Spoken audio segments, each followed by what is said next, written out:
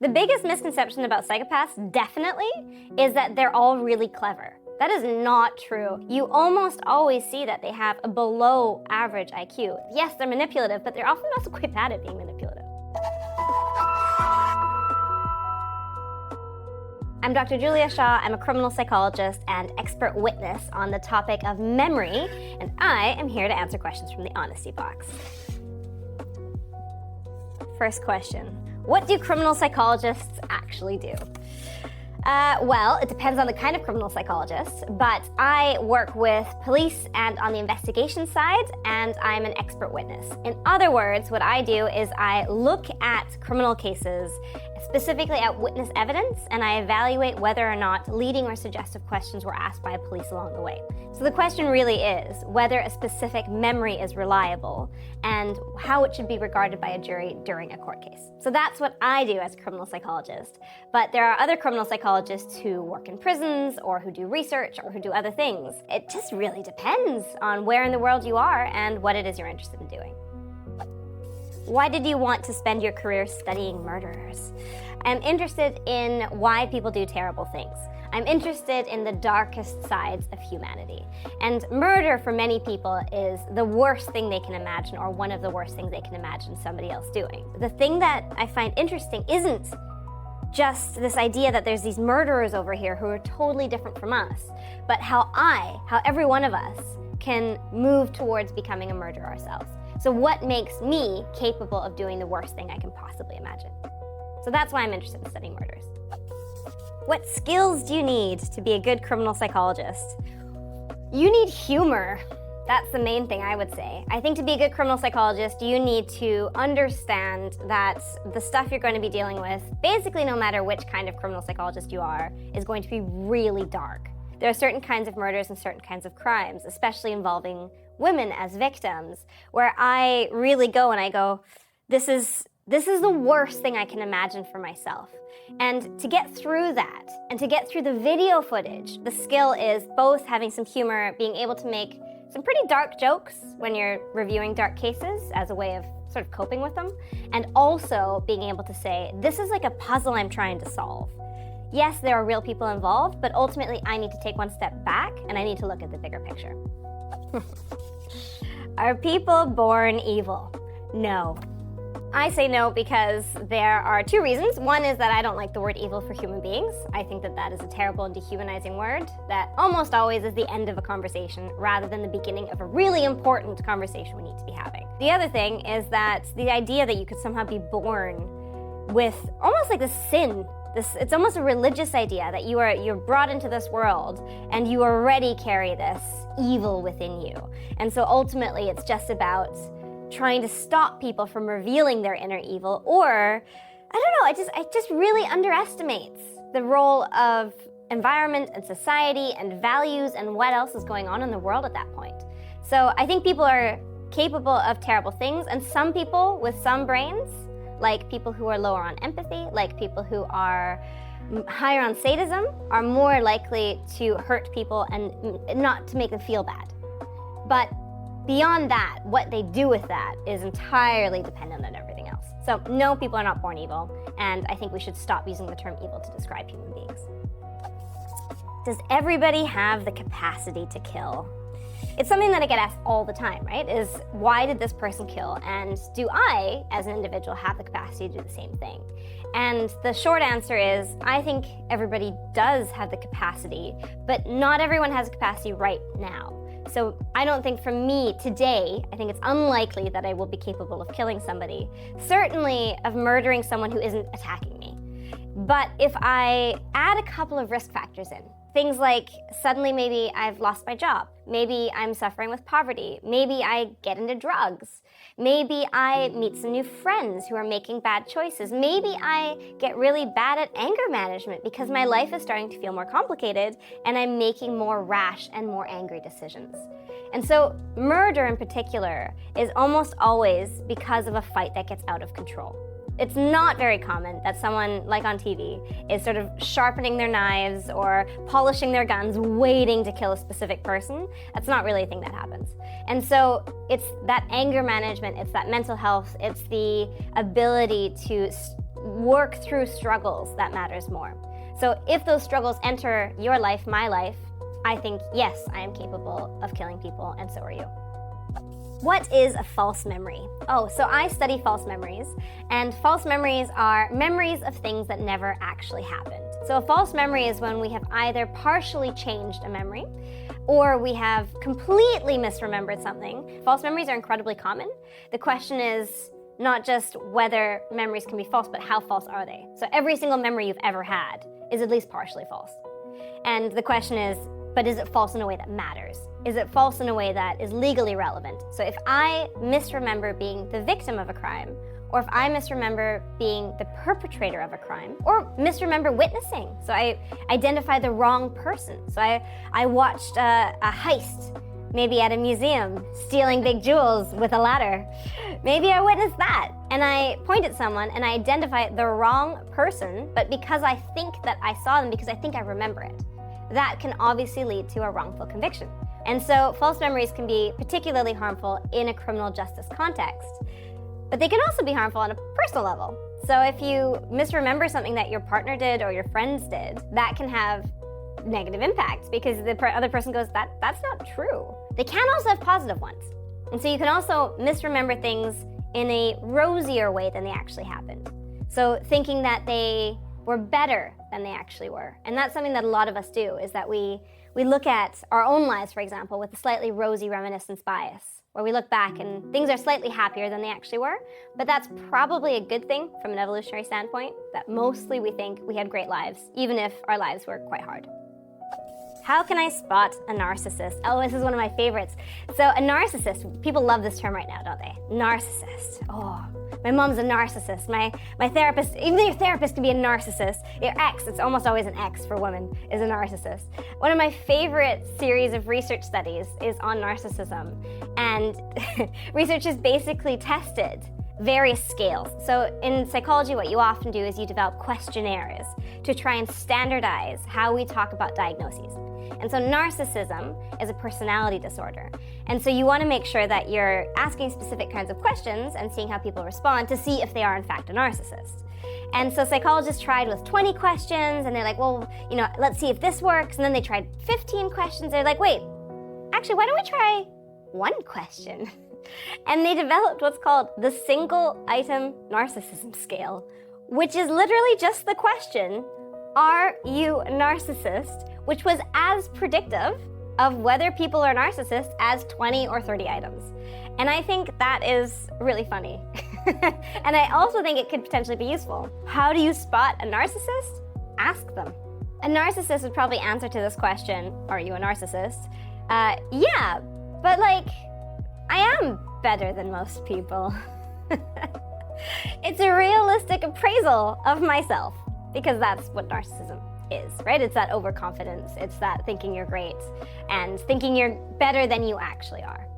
You mentioned at the beginning there that we're all really obsessed with the term narcissist and labeling people narcissists. Why do you think that is? I think part of it is a broader move to use therapeutic language in everyday contexts. And I think we need to be incredibly careful with that. Partly because it devalues the terms like narcissist in contexts that matter, like in criminal context. It's not useful because you're just angry at somebody in real life, in normal sort of everyday life. So I think we need to be incredibly careful not to use this therapeutic language in this really casual, overly confident, inaccurate way, because it takes away from contexts where it really matters. Are women or men more likely to be evil? Well, I think neither are evil, because I don't like the term evil, but certainly in terms of crime, I mean, almost all crime is perpetrated by men, and is also the victims are most likely to be men. So I think there it's pretty clear that there's a gender issue going on in terms of crime and rule breaking and anger, and especially violent crimes, but all kinds of crimes really. What is the biggest misconception people have about psychopaths? So I think one of the biggest misconceptions is that everybody who's murdered is a psychopath. Not true. The biggest misconception about psychopaths definitely is that they're all really clever. That is not true. So if you look at the people who have a diagnosis of psychopathy, you almost always see that they have a below average IQ. There's no such thing as this like psychopath who on average is just really clever and really manipulative. Yes, they're manipulative, but they're often also quite bad at being manipulative. And they're not manipulative in a clever way necessarily. So I think we need to stop thinking that psychopaths are really clever, intelligent geniuses, because most of them are not. Can a bad childhood make a murderer? No. A bad childhood does not make someone kill people. A bad childhood can make people more vulnerable to other stressors in life. So, for example, if you lose your job, if you are in poverty, if you are addicted to substances, it can predispose you to being less good at dealing with stress. And it can also potentially give you bad ways of thinking about the world in terms of, for example, copying the things that your parents did if your parents harmed each other or harmed you. Most people with bad childhoods don't go on to go commit crimes, which is really important to say repeatedly. But having a bad childhood is more common amongst people who have committed crimes, including murder. So it doesn't cause the murder, but it does present a risk factor overall for not dealing as well with society and with just interactions between people. Do murderers ever feel guilty for killing? Basically, always. So something that doesn't get talked about very often is that not only do murderers typically feel guilty for killing people, which you kind of think is obvious. Like, even if you thought it was justified, even if you thought the person deserved to die, that doesn't mean that you don't feel guilty about the fact that you committed this crime. So yes, most people who murder do feel guilty. The other thing that can happen, which happens really often, is offense-related post-traumatic stress. Someone who has killed somebody else almost always has offense-related flashbacks. They have intrusive thoughts. And I'm not saying that we need to sit here and go, oh, good pity party for the offenders. No, but it is a factor, and it ties in with this whole remorse and guilt and this loss that offenders also have from the crimes that they themselves commit. Why do we find it hard to believe good-looking people are evil? Because of something called the halo effect, which is that we think good-looking people are good. Would you say any world leaders are narcissists? Definitely. That's all I'm gonna say on that one. Don't want to name any. I don't want to name any. I think you could. Actually, what I think is interesting about that question is that lots of people will say yes to that or think yes to that, but they might have opposite people in mind. I think quite a lot of people might name the same person or people as well, would be my guess. Do you think you need to have like an element of like narcissism to be a good like political leader? I do not think that you need to be a narcissist to lead a country. I think you can be a normal, non-narcissistic person who just understands their limitations and understands their own worth. And again, like obviously if you're the president or prime minister or whatever of a country or king of a country, it doesn't mean that you can say, I mean, I'm in charge and that's amazing. And that's not narcissism, that's just accurate. But it's when you go too far and you start overestimating what you're good at and what you know. When you stop surrounding yourself with people who are experts on the things that you need to make decisions about, that's the toxic part of narcissism, and that's the dangerous part of narcissism. And that's why really we should never elect people where we think they have even a hint of it, because they are not going to ask the right people, the experts, the important questions that they need help on when they need help because they don't understand they need it. And so that's what's so dangerous about narcissists, and that's why we should never be electing them. And definitely, you don't need to be a narcissist to be a leader. And I think it's also the narcissists who get the most attention because they're the loudest, because they think they're amazing. So I think there's unfortunately this inverse correlation where the non-narcissistic leaders of the world sort of are quietly doing their jobs as they should be, whereas the narcissists are shouting all the time about their opinions on everything because they think they're amazing and they think that they should have opinions on everything and everybody cares. Excellent, thank you so I'm much. angry. I'm angry at certain narcissists for endangering our world. Stop it! Do people ever admit to a crime they haven't committed? Yes. Those are called false confessions. And false confessions happen for a number of reasons. One of them is that you're trying to conceal somebody else's involvement in a crime. So you're saying, I am going to confess to this because I want to protect somebody. There's other contexts in which you might have someone who is convinced that they have in fact committed a crime, And there's two kinds. One is a spontaneous false confession, which is where you just show up at the police station and say, I did it. And that's often because you're mentally ill. Or it's a coerced, compliant confession, which is when the police have asked you such high pressure questions that you have started to believe that you're guilty even though you're not, and you offer a confession. There's also coerced, internalized confessions, which is when you confess to a crime you didn't commit and you have a false memory. In other words, you think it actually happened. And that is a really difficult situation to be in, because even you yourself might not realize that you have just falsely confessed. What personality traits make a good criminal? Oh, certainly I would think that you are more likely to get away with crimes and be a good criminal if you are clever, if you're intelligent. I think being a career criminal also depends on your situational factors. So, do you have a loved one who trusts you and who supports you no matter what you do? Do you have someone who would, quite literally, hide the bodies with you or not? And of course, planning and not losing your cool and not doing things out of anger, doing things out of systematic reasons rather than impulsive, sort of automatic decisions. The other way you could read this question is, what personality traits make a good criminal, as in a Robin Hood? And I think that is a more thorny question of, are there times when crimes are justified if the outcomes are good? So if I'm stealing a bunch of money from rich people and giving it to poor people, does that make me ethically a good criminal? Or is that still just a crime? And I think that's where we get into really interesting stuff. Is it okay to want revenge? Yes, but check yourself, because I think revenge and the desire for it is almost always an overblown sense of what you think you're going to get out of that revenge. So revenge feels like it will be satisfying. It feels like it'll make us feel better or somehow rebalance the scales of justice, and it rarely does. And so we need to be really careful that, yeah, it's okay to want revenge, but to take revenge is a whole nother matter, and almost always incredibly disappointing. Have you ever diagnosed a friend or family member as a psychopath? No, because we don't diagnose friends and family members, do we? We shouldn't be diagnosing friends and family members. Leave that to the therapist. I'm not a therapist, not doing diagnoses. Do you think it's fair we call serial killers monsters?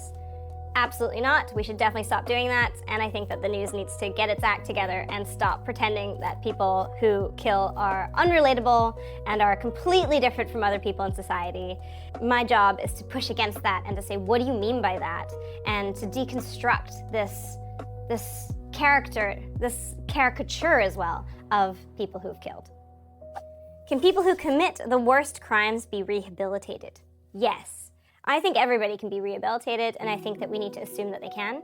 And even people who have psychopathy can be rehabilitated. So there's a person called Jennifer Scheme who specifically does research and treatment of people with psychopathy in a prison in the US.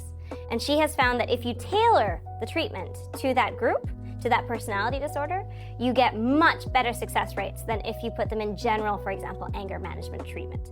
So what you need to not do is put everyone into the same rehabilitation or same treatment and assume it's going to work for everybody, because you are going to be disappointed. But what you do need to do for rehabilitation is make sure that it's tailored to the person, the kind of person, and the type of crime. And then, yes, I think even the people who've committed the worst crimes can be rehabilitated.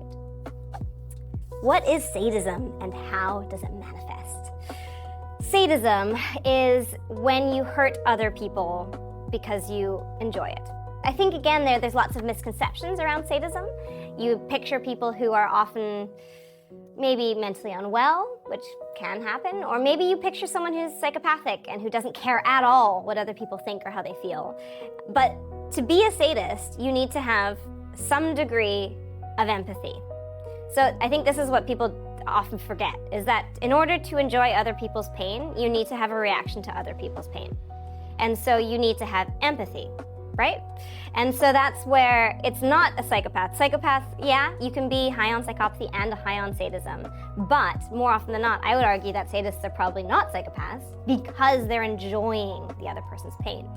And what's interesting about research on sadism is actually that if you look at the brain, you can see that sadism and pain and pleasure are right next to each other, which is also perhaps why there's so much, things that look like sadism in bedrooms. And so when people are into things like BDSM, you can see that there's this sort of crossover where it's, also in people's minds this question of, why am I enjoying this? Why do I want to feel like I am hurting somebody or I'm being hurt, masochism, and why is that in some way pleasurable? But it's also something that can predispose you to hurting people non-consensually. And so that's where we need to be careful, is that there are, of course, sadists who just want to injure other people because they like it. And that is a huge risk factor for violence. What is the dark tetrad? So the dark tetrad is an expansion of the dark triad. And both of these concepts are a cluster of what are called subclinical psychological factors. So subclinical means that it's below what you would need to be diagnosed with something. And the subclinical factors are narcissism, sadism, psychopathy, and Machiavellianism. Sadism is when you get pleasure from hurting people. Psychopathy is when you are low on empathy and you have things like a parasitic lifestyle, you take from other people. Machiavellianism is if you're gonna do whatever it takes to get ahead. And narcissism is thinking you're great and better than you actually are. And so those four factors, the dark tetrad, make people more likely to engage in harmful behavior towards others. You're more likely, for example, to also be a bad boss. So work in corporate settings where you're taking advantage of other people or bullying or harassing people. So it's not just in sort of more standard criminal settings, but in general, you see that these factors make people basically worse people. What is the bystander effect? The bystander effect is when you see someone being harmed or a crime being committed and you do nothing to intervene. There's a really big case where a person was raped and murdered in New York, Kitty Genovese, and the press around that basically said, why did no one stop them? Because it was really loud, it was really obvious it was happening, why did no one intervene? But if you look at more recent research on the bystander effect, actually, most of the time when a crime is being committed, the problem isn't people not intervening. The problem is people putting themselves in danger because they're intervening. And so, if anything, people most often do react to a crime being committed, and they do something to help, even if they're not willing to risk their own lives, which is understandable, calling the police, doing other things. So the cases in which you get the bystander effect still are when you've got a crowd of people around somebody, and basically everyone's looking around going, well, no one else is doing anything, and they've been here longer than me, and so probably I don't need to do anything either. And so that's more where bystander effects can still happen. Is there any crime you think is unforgivable? Oh, I mean, forgiveness is such a difficult topic, because forgiveness is something that I think is almost only relevant from the victims' friends and families or the victim themselves. What should matter is whether the victims and the victims' families feel like that person can either be forgiven or that some sort of justice has been served. I think that some victims and victims' families will struggle to forgive and will never forgive certain crimes. I don't think that inherently any crime is unforgivable. I think every crime can be, in the right circumstances, with the right mediation, be worked through and the person can be forgiven. Is the legal system fair? That depends on where you are. But if you're in a place like the United Kingdom or Canada or the United States, overall, I tend to trust the legal system. There's this tendency for people to think that every trial is unfair and to critique lawyers basically whenever they do anything. And I think we need to be really careful with that, because as someone who works with lawyers and knows how difficult it is also to get a criminal conviction, which is good in the sense that we're preserving people's innocence. So people who are innocent are less likely to go to prison if we're really careful with whom we put in prison, right? Which is why we have this tendency. But if someone is convicted of a crime, it's incredibly unlikely that that is a wrongful conviction. It's not impossible, but it's very unlikely. And so I think we need to be careful not to assume that lawyers did their jobs badly, that police did their jobs badly, and instead to make sure, if we're gonna have a critique, that we actually read the judgments, look at the legal documents, talk to the lawyers, and don't just think we know better. Because who are you? Who are you to make an assessment as to whether a legal process was fair based on what, 2 news articles? Do you watch true crime documentaries? Occasionally. I don't really watch true crime documentaries that are dehumanizing, sensationalized. If it starts with, this guy was just a monster, I'm out. I like true crime documentaries that are about atypical criminals. And by atypical, I actually don't mean atypical statistically. I mean atypical as in not covered that much by true crime documentaries. I find murder almost always incredibly boring. Murder is usually a fight that gets out of control or an escalation over time, but in a very specific context. That's it. Really, what I find more fascinating is looking at things like environmental crimes, like fraud, like corporate settings where people are doing white-collar crimes.